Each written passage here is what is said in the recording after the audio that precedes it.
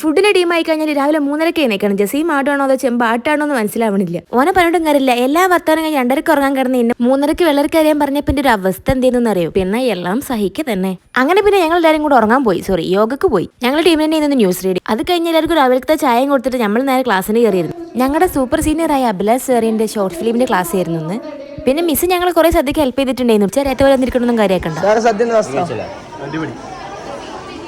അതിന്റെ മോനെ സാർ അത് പറഞ്ഞപ്പോൾ തന്നെ ഫുഡ് കഴിക്കാതെ വേറെ നേരം. പക്ഷെ എന്തായാലും ഫുഡ് അയച്ചിട്ട് വിശപ്പുണ്ട്. പിന്നെ വിമേഡാണ് സാറിന്റെ 2 സെഷൻ കഴിഞ്ഞപ്പോൾ ഞങ്ങളെ ബാച്ച് 2 ഷോർട്ട് ഫിലിം ഉണ്ടാക്കി. ഇത് ഞങ്ങളുടെ വിജയം. അങ്ങനെ വൈകുന്നേരം നമ്മൾ കുറച്ച് തേരാപ്പാരൊക്കെ നടന്നതിന് ശേഷം കൾച്ചറൽ പ്രോഗ്രാം തുടങ്ങി. വർണ്ണന്റെ സ്നാൻഡി ഡാൻസ് വെറുതെ ഇങ്ങനെ നോക്കി നിൽക്കാൻ തോന്നുന്നു.